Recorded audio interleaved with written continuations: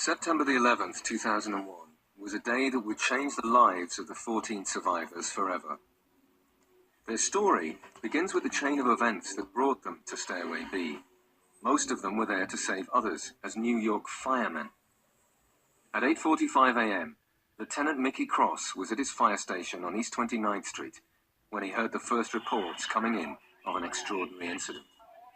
I'm listening to a transmission from a chief, and he was downtown, and he was at a gas leak or something very routine, and he was calling to the fire department dispatcher that he was confirming that an aircraft had hit the World Trade Center. The plane hit the North Tower between the 93rd and the 99th floors. Josephine Harris was a clerical assistant working on the 73rd floor. The building just began to rock. And I kept saying, why won't it stop? Why won't it stop?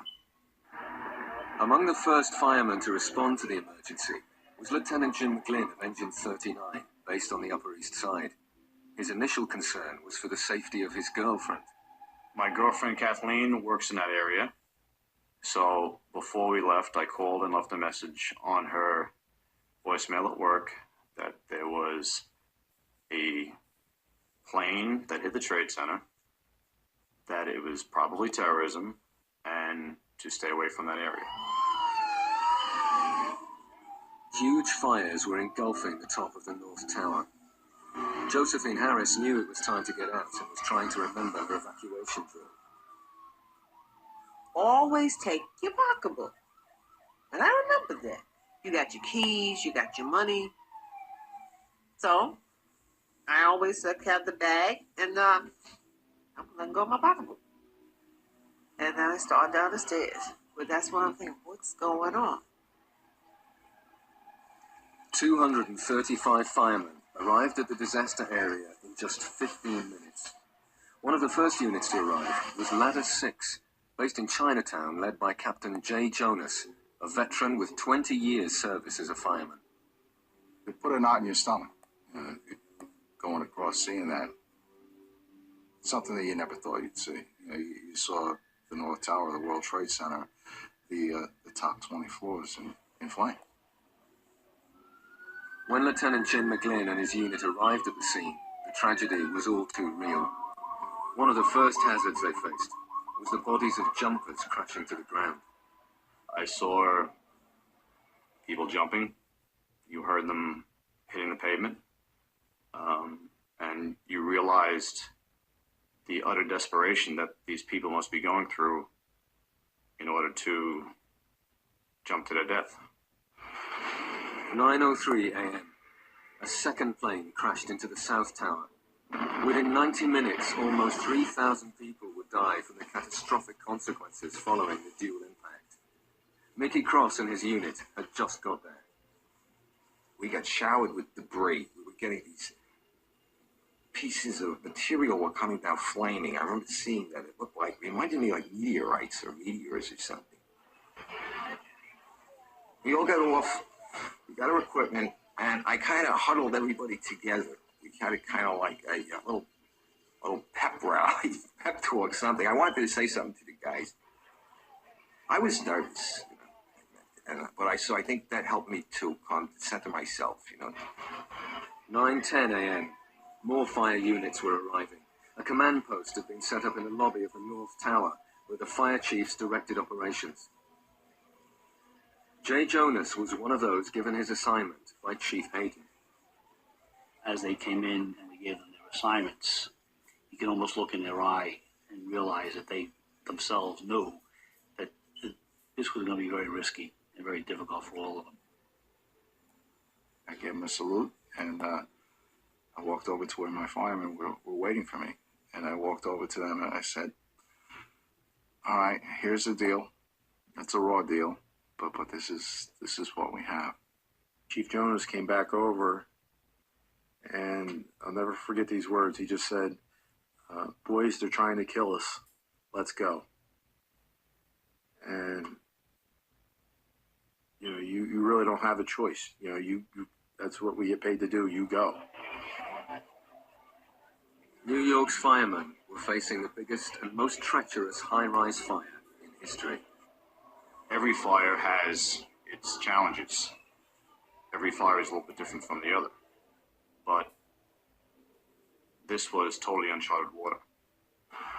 Knowing that this fire was being fueled by jet fuel, you knew that you were going to have to improvise and deal with it when you got up there. With the lift shafts destroyed, just getting up to the 90th floor was a daunting prospect in itself for firemen like James F. Tuniades. At that moment, I was thinking, God, we have to walk up 90 flights of stairs with all our gear and get up there. I was supposed to go home 6 o'clock that night, and I knew that wasn't happening. 9:25 a.m. The fires in the North Tower are blazing out of control. By this time, Josephine Harris had made it down to the 60th floor.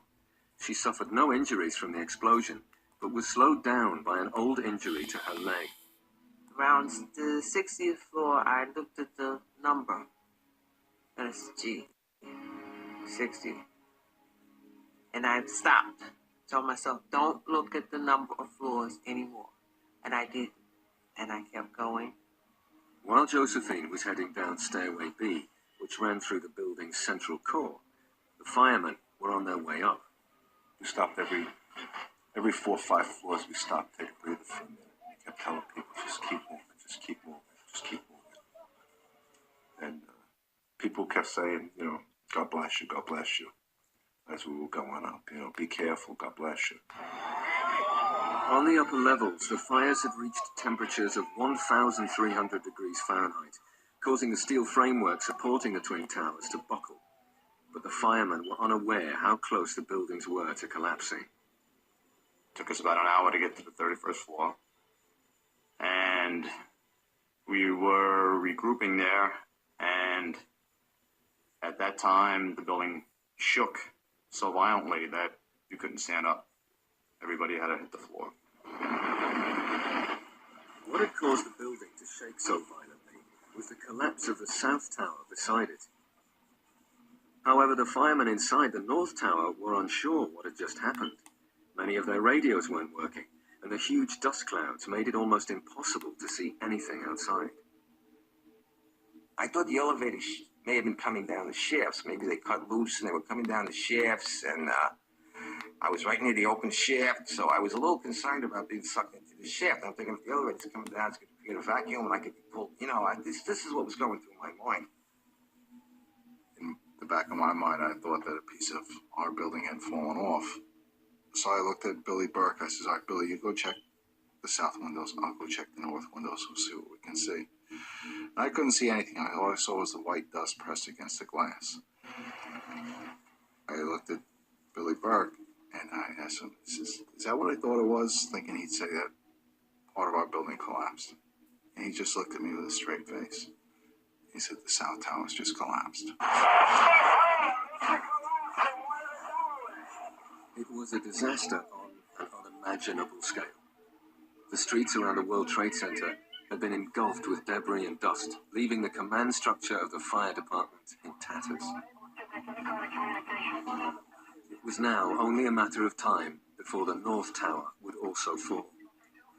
I knew what kind of danger we were in. Time was on our side anymore, that we were going to be lucky if we got out of here alive. So I looked at my guys and I says, all right, guys, if that one can go, this one can go. It's time for us to get out of here. But time had run out.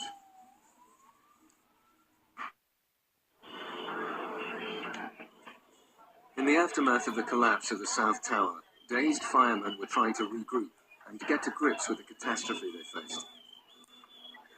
All they could hear were calls for help and the high-pitched personal alarms of injured colleagues going off all around them.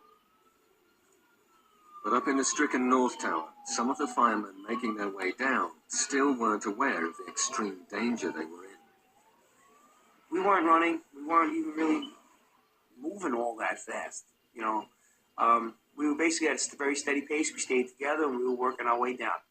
I thought I was very clear to my men that the other tower had collapsed.